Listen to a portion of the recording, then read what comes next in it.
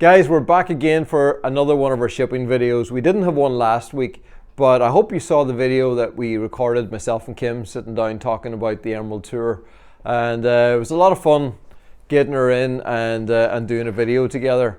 Actually, if I had a thought, I should have had her here today and we would have done the shipping video together, but we're going to try and do that again sometime.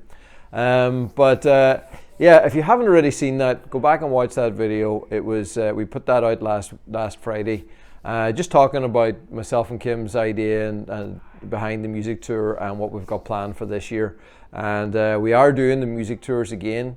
We've got one planned for May and one for September of 2025. And it was a phenomenal success last year. We're expecting it to be a really, really big success next year as well.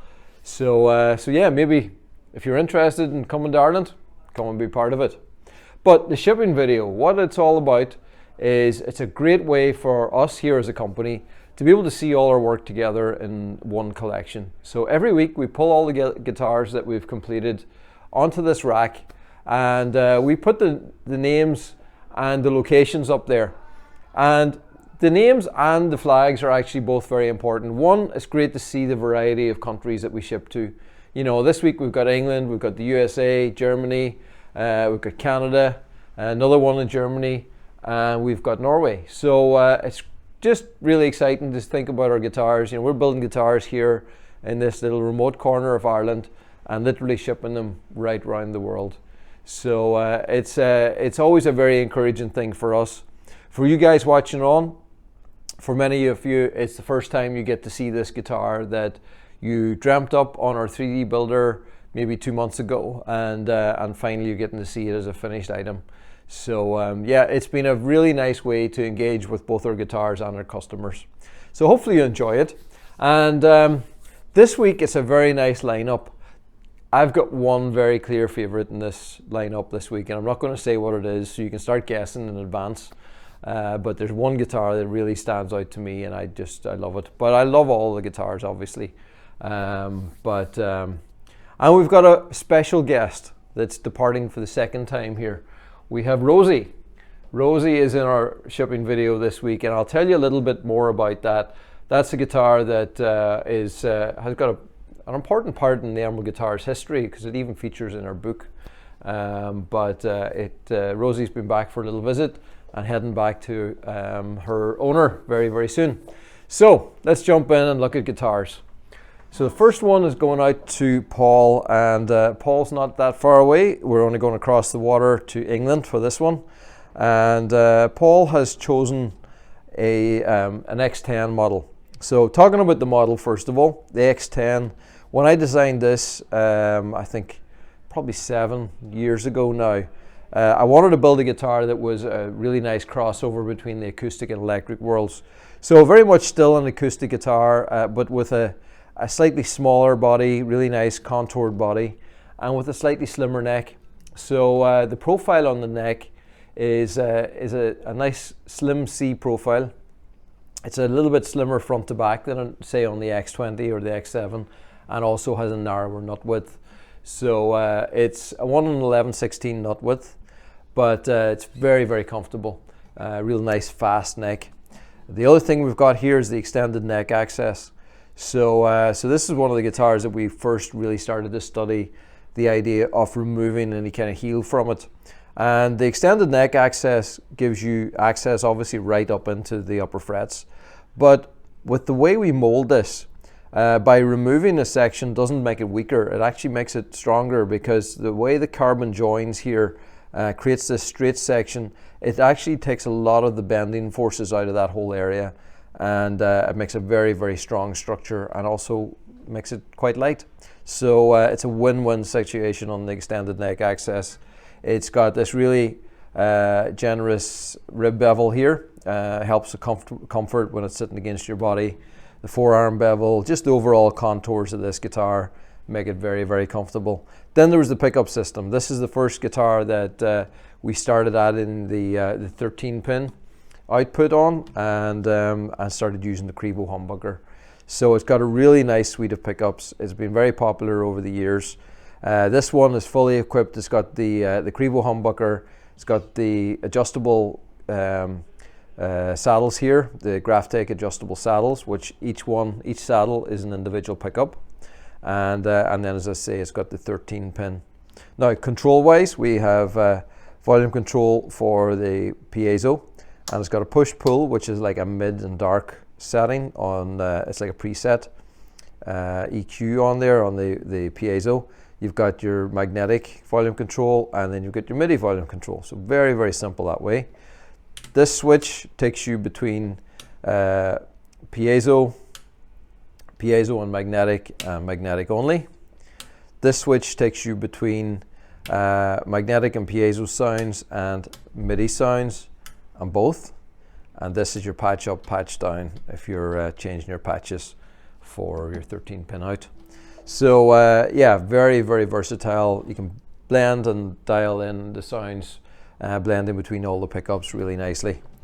So now, visually, we've got a beautiful piece of flame maple going on here. Very, very nice flame with a kind of combination of some quilting running through it there as well.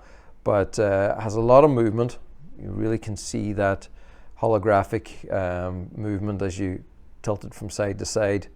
It's got the infinity knots here on the fretboard, all done in white, really stand out, beautiful. And then we've got the gold tuners. So really nice clean look on that. It's really nice and warm and inviting, and a black carbon back and sides. So that's a great guitar to start with. So congratulations on that one, Paul. Now, next one up is going to Robert in Florida. So this is an X10, but it's half of an X10 because it's an X10 slimline. So we've taken the same body profile, but with this, it was kind of like taking the same concept of what I did in the X10, but just making it even more of a stage guitar. So slim body, but still gives a surprising amount of acoustic volume. And we have some videos actually showing the acoustic performance of the X10 and the X10 slimline, so you can find that on our YouTube channel if you go and have a look at that.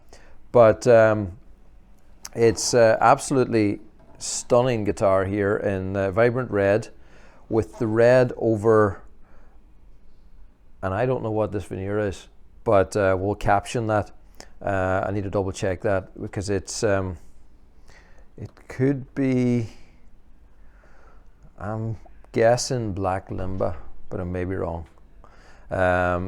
Anyway, and if Stephen happens to hear me from the other room, he might shout into me, but I'm not sure what that veneer is, but it absolutely is beautiful. It's got a very subtle kind of chevron flame that's kind of running through it as well, and very, very interesting. But with the vibrant red over the top of that, looks amazing. Then we've got the blue and white combination on the fretboard. So we've got the white vines with leaves and then the blue dots. So beautiful red, white and blue theme going on this guitar. And pickup wise, this one's got the same pickup configuration as we have on the previous X10, and but it's all the controls are mounted in the top. So the reason we do that on this and not that one, on the original X10 with a fuller body, Black Limba, I was right. Yeah. Hey, actually, I'm pretty proud of that. So yeah, Black Limba, because it looks very different when we put a transparent red over the top, but doesn't it look wonderful? So yes, same pickup system in both, and it gives us a good way to explain why we do it this way. On this guitar, we mount them on the side, so we're trying to preserve all the acoustic area of the top, all the acoustic performance of the top. Because this is a guitar that's designed more for stage use, the slimmer body, well, we're a little bit more open to sacrificing maybe a little bit of acoustic performance. And it is small because, you know, we're mounting these controls right off to the side, so it's not really right in the very active area of the guitar, which is here in the center. But it does have a little bit of effect. But if you're, you know, if you're on stage and maybe you're coming more from an electric side where you like the controls right there, then this works really well. But the same thing, you've got the same volume controls and patch controls right there on board. So so that's it. Vibrant red back and sides, vibrant red top. That's a stunner. Now, then we're going to Pennsylvania, going to Mindy in Pennsylvania. And this is the Virtuo. So very similar, same body style as the X10 Slimline, but we build it a little bit differently. We change the top construction a little bit, and obviously it's very different when it comes to electronics. So on the X10 Slimline, the Crevo humbucker that we put on here, it mounts right on the top surface of the guitar. It's designed to complement the acoustic sounds.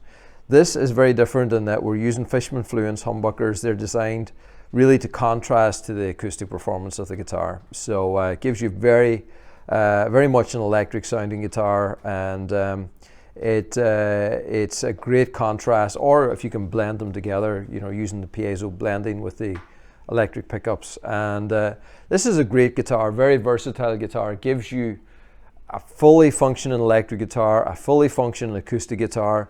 It's acoustic chambered, it's got a full hollow body, so it performs like an acoustic guitar. It moves air like an acoustic guitar.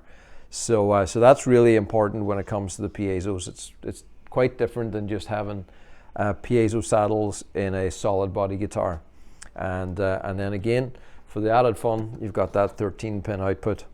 So top on this is quilted maple. The inlays on the fretboard is the offset lines done in white. That nice little subtle inlay right there. And we've got the red carbon back and sides. Now this is red over black carbon. This is red over vibrant. So it's the same, absolutely the same pigment, same color, but you can see just the base color is quite different, and that gives you a very different effect. So depending on if you like your red to be much more vibrant, and you know, then you can choose between those two. And hard to choose sometimes, but depends on the light as well. With the more intense light, then you see a little bit more red on the darker one. Now this is going out to Jan in Germany, and this is a Boya pommel on a Virtuo. So another very, very interesting veneer. It's got a nice, yeah, so it's got this pommel effect, so it's got a nice sort of waterfall movement to it. Very nice markings. It goes from the dark blacks to the golden browns. So beautiful top on there. We've got the chrome hardware, and that really stands out beautifully against that top. We've got the white dots, chrome hardware on the headstock, and then an amber back and sides. So you can see just how, you know, choosing the different colors gives you such a different vibe. You know, this is, I would say, kind of got like that classic vintage type vibe, whereas, you know, this is a much more kind of modern look, you know. So it's nice to be able to take them such different directions whenever you're building them custom on the 3D builder. So that's a beauty right there, Jan. Now this is going to RJ in British Columbia, and this is another standout beauty. A great collection of features going on here. This obviously is Royal Ebony. Yeah, there's so much I like about it. The placement of it, I really like how it frames around the pickups here and the bridge, and also these two sections coming up here, and it's very, very nicely positioned with the two volume knobs here just sitting nicely on top of that. So yeah, absolutely incredible top. Then we've got the gold hardware, which goes very nicely with the gold in that top. Then the inlay is the vines with the dots done in white and gold. So it really carries that theme very nicely. And then the back is amber. And again, you see the gold hardware just standing out against the amber. But yeah, very nice. We've got a really great lineup of guitars this week. Now, next one we're going into is going to Germany. This is going to Gert Uwe in Germany, and this is Redwood Burl on an X20. So look at this. It's like these crazy swirls going on here. When I look at it, it's like, you know, you ever see some of those pictures of space pictures of a nebula or something? It just has this crazy effect going on. Really, really stunning. It looks like it's got so much depth happening here, and the way it's book matched together just really draws your eye in. Then there's a bit of a V kind of going on here. that shapes right nicely around the neck, and yeah, it's a very, very nice top. We've got the silver dots on the fretboard, and then we've got a black carbon back and sides. So so the X20, I mean, these had all been very much, you know, slim body, more electric side of our acoustic world. This is pure acoustic. So this is a guitar that is designed, it's no pickup in it. It's just all about the acoustic performance, and the acoustic performance of the X20 is absolutely beautiful. It's a great balance. It's got great bass response, great treble response. You can use it great if you're strumming. Works great for fingerstyle. It's just a guitar that sits very nicely in the middle of a lot of different things, and its versatility as an acoustic guitar has been why it's been so successful for us, and it's been our best seller for so many years. So that's a great example of an X20, and I love that. Now, John in California, what can I say about this? Oh my. John, this is my guitar of the week. This is absolutely stunning. So the first thing's the veneer. This is a figured maple, and it's such a unique piece. We saw a couple of pieces coming through like this, but it's the way it's got this quilting going on, and then it comes into this chevron effect. It's truly unique and very, very, very special. I love the position of it. I love the way it frames up around the neck, and I love the coloring of it. So it's the color on here is teal, and I think it's very nice in how it has this gradient of color, because the natural color of the veneer up here is much darker, and then where there's less quilting down here, it's a much lighter color. So you've got that glow to it down here, going to darker as it goes up into the neck, and I think that looks wonderful. The inlays are the infinity knots with white, and then the accent color is teal, and I love infinity knots. I think they're a great way to bring that Celtic feeling in there. When I see them and the light hitting them, they seem to just jump off the page. It looks like something out of the Book of Kells, I think. So very, very nice inlays, and then a vibrant teal back and sides. So the teal guitars, you know, teal was something we added just quite recently, but it's been very, very popular. And seeing all the color combinations that have been coming through with the teal on it, it's like every one is just wonderful. So so yeah, definitely a color that I love, and I know a lot of you guys out there have been loving the look of it as well. Really unique. But yep, that's definitely my guitar of the week. Now, Kevin in Missouri.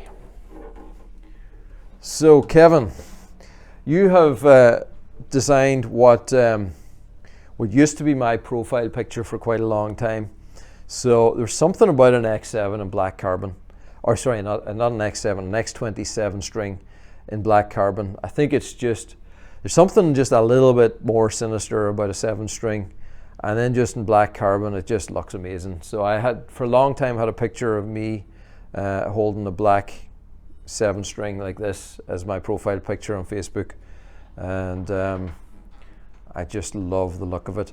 Now this is quite unique because we don't sell very many 7 strings pure acoustic, but I love this. I love that somebody has chosen this purely for its acoustic performance, and that's what it should be all about. You know, we build these guitars to perform really well as an acoustic instrument. You know, you can achieve an awful lot with pickups, but you need a great acoustic instrument as a starting point.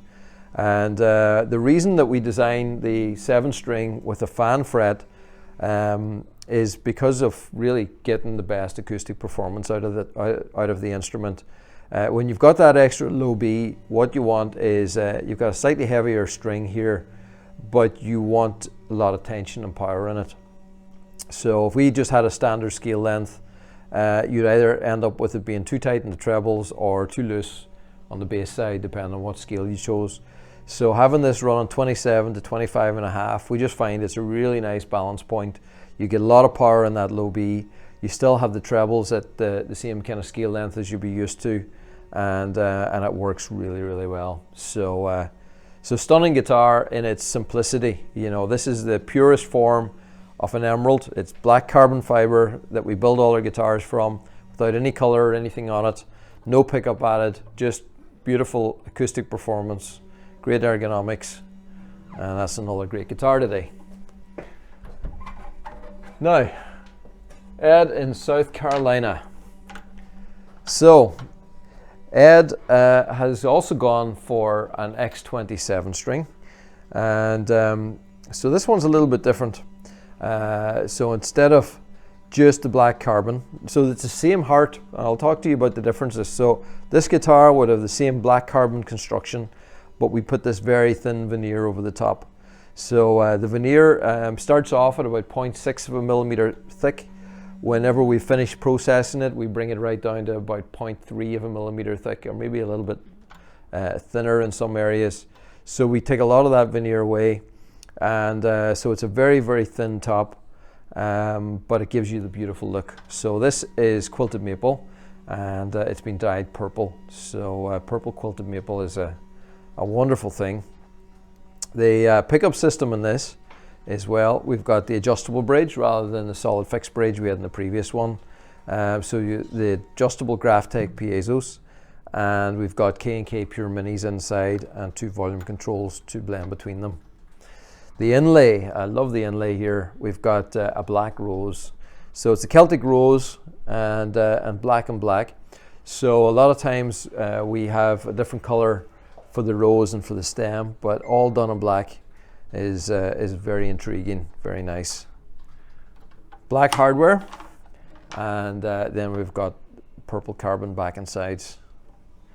So 2 very nice 7 strings. Nice to see 2 7 strings in there this week. And then the last one we have is going to, I'm going to try and pronounce this right, Shell in Norway. You can tell us if we got that right. Now, this is our Balor bass. So I'm going to tell you about the Balor bass. I designed this a number of years ago, and we had an acoustic bass previously that was good, but it wasn't great. So I decided I wanted to redesign the acoustic bass. And when I was designing this, I had 2 parameters in mind. One, it had to be acoustically loud enough to be able to be heard in a jam session. And I'm thinking back to just recently, actually, where we had a jam session on the last music tour. There was about 10 guitars and an acoustic bass, and you could hear it, very much could hear it playing along with everything else. And that's difficult for an acoustic bass, because you know it's perceived volume as much as anything else. You gotta be able to hear that punch out over the top. The second parameter was it needed to have a great tone, and tonally I wanted this to be something that you'd want to take into the studio. You don't want to have it just as a showpiece that you might play for an acoustic set, but I wanted it to be something that was very usable, had a tone that you would want to record with it, and I believe that's achieved it. Now the third one then as well on top of that was ergonomics. It has to be playable, because you know, if you have a great sounding instrument that's got a great tone and volume, you still want to be able to play the thing.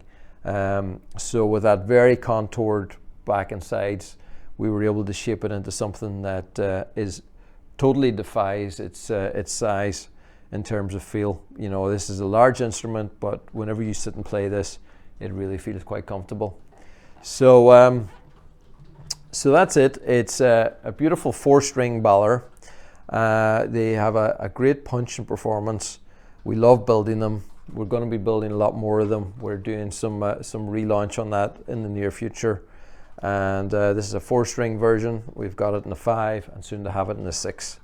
This one is finished in teal over the black carbon.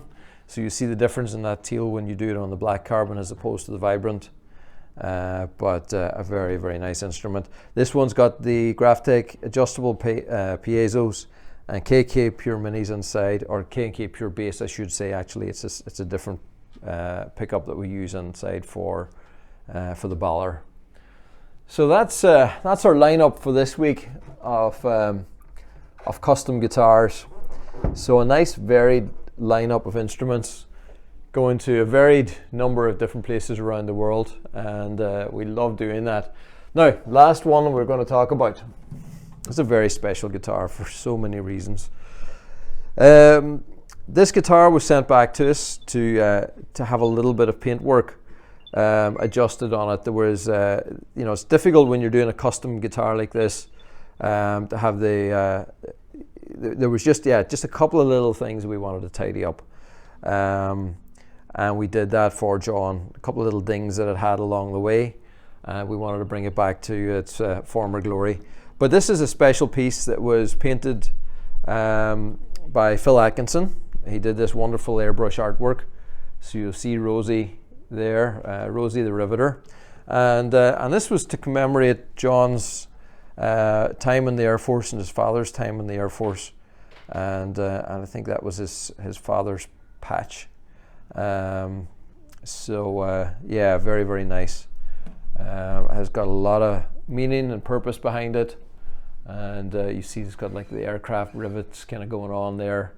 And John actually asked us as well to add in aircraft rivets for markers. So he sent us over these little aircraft rivets. We were able to insert them into the fretboard, and I think it'll come up beautifully. So that's a very cool instrument. If you want to find out more about it, I guess you just have to buy the book, because we have our book, Building Stories One Guitar at a Time, it's called, which is a wonderful sort of visual story telling a lot of the history behind Emerald guitars and the different custom guitars we've made over the years, and very much the people behind them. So thanks to John for entrusting us to build this guitar in the first place, and to have us bring it back to its former glory. Just some little minor details that we had to tidy up, and we love doing that. So that's going back to John. And if you're on the Emerald Guitars Community Hub or anywhere, I'm sure you know John Veld. He writes and quite a lot there, and is a great supporter of our company, and has a beautiful collection of emeralds. So that's it for this week, guys. It's been another busy week here in Emerald World. We're about to have a very busy few weeks coming up. We've got a lot of things going on, but yeah, thanks for being along for the ride. Whatever you're doing this week, make sure it's being musical. Get your guitars out, play them, send us some pictures, and I'll be back. I'll see you again next week.